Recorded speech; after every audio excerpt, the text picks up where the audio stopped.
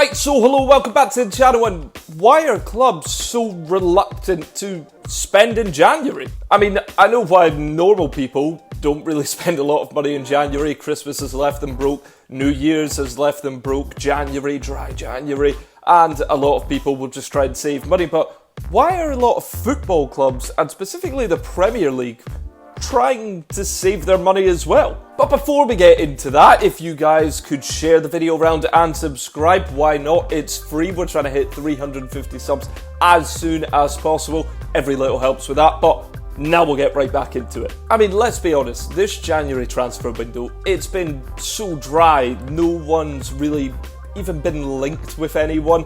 There's no mega moves that are in the works on transfer deadline day today. If anything does come out, it's probably going to be a surprise. But why is that? As when you look around, Tottenham have probably been one of the busiest Premier League teams, which it's quite sad because they've brought in Timo Werner on loan, who, yes, has made a pretty good impact so far, and then they've brought in Dragusin as well. But why is no one else making any moves? Calvin Phillips has gone on loan to West Ham.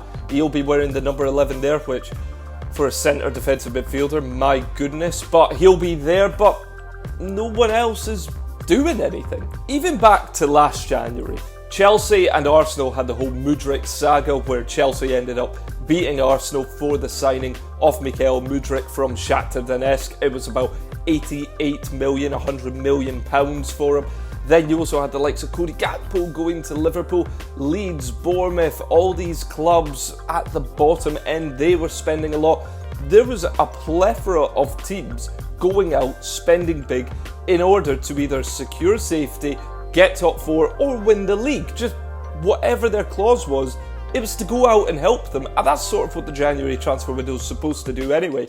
If your squad's been hit with injuries, if you've got players who are unhappy, if you don't want players, sell them, try and get the squad to where you want it to be, because you're at the halfway point now. You've really got to go for it. Now, the Premier League, they basically spend a lot of money due to a few reasons. They've got massive TV deals with the likes of Sky, even TNT Sports. They've got a few others, Amazon. As well as that, they've also got commercialisation. They are the sort of, they're the feature league of the world in the way that they're the most watched by a country mile. So they've got the most eyes on them, bringing in the most revenue. So they can go out and they can spend a lot of money. For example, even summertime just gone by there, they spent 2.4 billion, which is a record, beating the previous record, which was 2 billion, set the year before that. Premier League clubs, they're not afraid to usually spend big money on players, risk it, and see what they can do. But this January's just been a little bit different. Now, what I feel is basically holding a lot of teams back this January is financial fair play.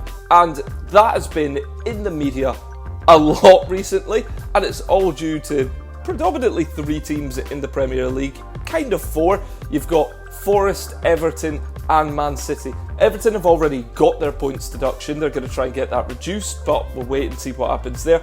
But then Everton and Forest are potentially going to get more points deducted from them for failing to basically reach their profits, making too many losses. Then you look at Manchester City, 115 financial fair play regulations that they're getting charged with. Who knows if they're going to get charged with all 115? Their hearing's probably not going to be next season until the end of that season, I can imagine. So, and then you even look at teams like Barcelona, a once proud team, a team that they never used to have shirt sponsors. I remember back in 2006 when Ronaldinho and so forth, they won the Champions League, no shirt sponsors.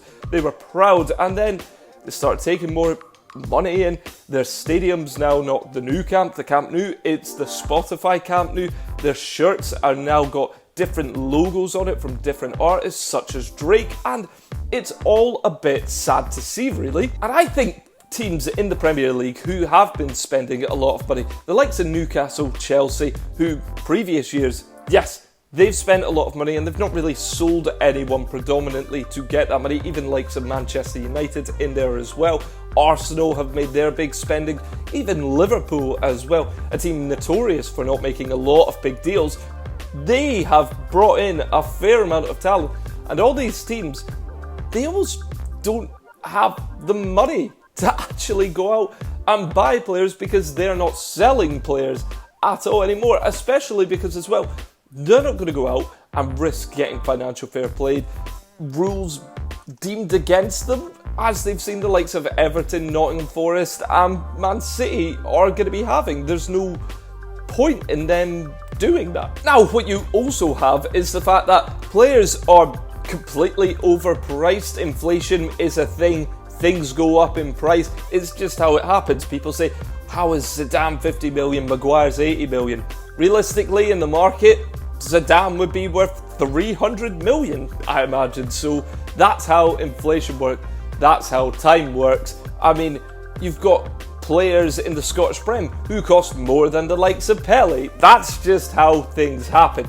Now, a lot of players, though, are overpriced. Harry Maguire, I'm not going to bully him because he's been in really good form this year, but 80 million for him, 88 million for Antony. A lot of clubs will see the likes that Manchester United are spending on players, 55, 60 million on Mason Mount, a year left on their contract, and they'll say, well, if you want our player, you're going to have to pay the same price that you've paid for all these other individuals. And a lot of clubs, they just can't afford to keep going that way. It's become that players, they're just getting priced out of moves away. Players are also moving away to the Saudi League for money, but you also see a lot of players that are unhappy over there. Jordan Henderson, I've covered him already. Karim Benzema's apparently unhappy. There's reports from Mino could potentially be unhappy. There are a bunch of players who went over, saw that the grass was greener on the other side, as was the money, and now they don't really want to be there anymore. So it's putting a lot of other players off. Milinkovic-Savic has literally said that he phones his Lazio teammates or his ex-Lazio teammates saying that he wants to go back there because he's not enjoying playing in the Saudi Arabian league. So it's putting a lot of people off. But even the Saudi Arabian teams, they're not buying a lot of players. Now, is that just because they can't entice anyone else to come over because they know that standard of league isn't great and that money can't buy everything? Maybe. Are they just plotting their big summer moves? I know that players like Kevin De Bruyne are linked there. Who knows? But even they're not buying anyone at the minute. I previously mentioned that teams in the relegation zone, they previously have spent big to try and get out of it.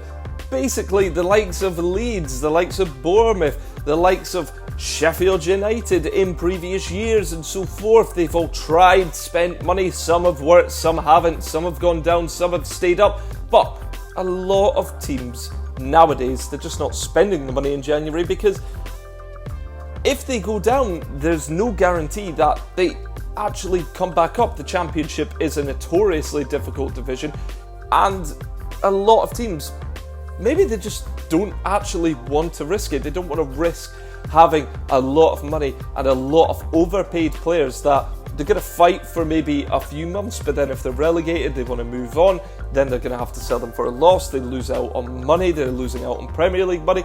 It's not actually worth keeping players like that at the club. But if anything, they should all be trying to get at least some loan moves. Realistically, clubs are out of money and they are afraid of financial fair play. That's the brunt of it. Teams don't want to get dot points. Teams don't want to get punished. They're all scared now because of the money injections that a lot of them have been getting. They know that they need to basically choose their purchases a lot smarter than the likes of Manchester City, Everton, Nottingham Forest.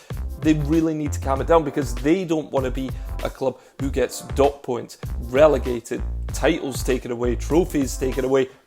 They just want to be in the Premier League and maybe even gradually build towards something. So yeah, that was my take on why I think that teams basically, they're not spending money in January. And I know that as soon as I bring this out on transfer deadline day, there's going to be 20 million transfers that happen, all big moves. Mbappe's gonna go to Real Madrid for 700 million, so forth. It's inevitable.